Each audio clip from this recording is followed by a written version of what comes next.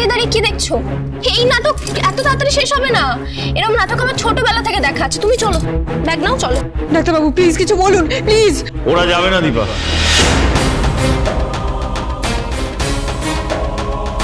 বাবা, তুমি কি বলছো এসব? কেনই বা বলছো? তুমি এই মহিলার কথা শুনে আমাকে যেতে দিচ্ছ না? বাবা, আমার বিয়ে হয়ে গেছে, আর এই বাড়িতে প্রতিনিয়ত আমার হাজবেন্ডকে অপমানিত হতে হয়। কেন আমি এগুলো দেখবো বলো তো? আমি যাব।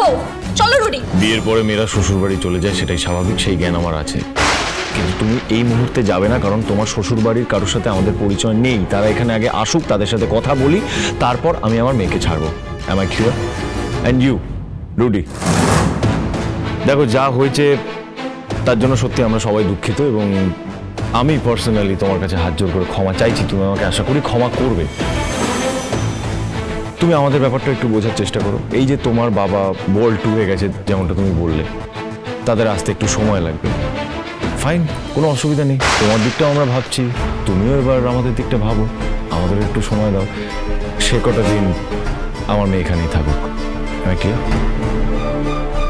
স্যার আমার কাছে ক্ষমা চাইবেন না, আসলে আমি তো কোনদিন বাবা হইনি, তাই এই কষ্টটা জানি না। পারলে আমাকে আপনি ক্ষমা করে দেবেন। থ্যাংক ইউ ডাক্তারবাবু। আমি রূপা আর রূপার মাকে এইভাবে জিততে দেব না। ওরা অন্যায় করেছে। সবকিছু জানা সত্ত্বেও মা রূপাকে সাহায্য করেছে অন্যায় করতে। না শোনা, বাবা মা ভগবানের রূপ, ওদের বিরুদ্ধে গিয়ে আমাদের ভালো হতে পারে না। আমার একটা কথা রাখবেন স্যার, আমি আপনার কথা শুনবো। আপনিও আমার একটা আবদার রাখুন প্লিজ। হাত জোর করতে হবে না, তুমি বলো, আমি আগে শুনি। স্যার আমি একটা রিসর্ট বুক করেছি, আমি সোনাকে নিয়ে সেখানে ঘুরতে যেতে চাই। না, তোমাদের কোথাও যাওয়া হবে না, তোমরা এখানেই থাকবে, কোথাও যেতে পারবে না তোমরা। আজকের বিশেষ দিনটা তো আমাদের জীবনে ফিরে আসবে না স্যার। আমি সোনাকে একটা সারপ্রাইজ দিতে চাই। স্যার আমি তো আপনার কথা শুনেছি, আমি কি এইটুকু কিছু পেতে পারি না? বেশ, তাহলে আমরাও যাবো তোমাদের সঙ্গে। যে যা খুশি ভাবতে পারে, আমি যেতে দিতে পারি, কিন্তু এই শর্তে রাজি হলে তারপর। এ কি বলছেন মামুনি, বিয়ের রাতে আপনি আমাদের সঙ্গে যাবেন? এটুকু বিশ্বাস নেই আমার প্রতি? তাহলে আমি সারা জীবন আপনার মেয়ের সঙ্গে কি করে কাটাবো বলুন তো? তুমি প্লিজ আমার সাথে এরকম করো না।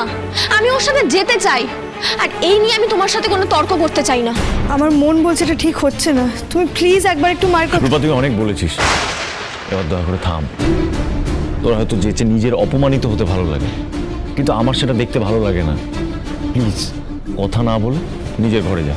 বাবা কি হলো, দাঁড়িয়ে আছিস কেন? যা, তোমরা সাবধানে এসো।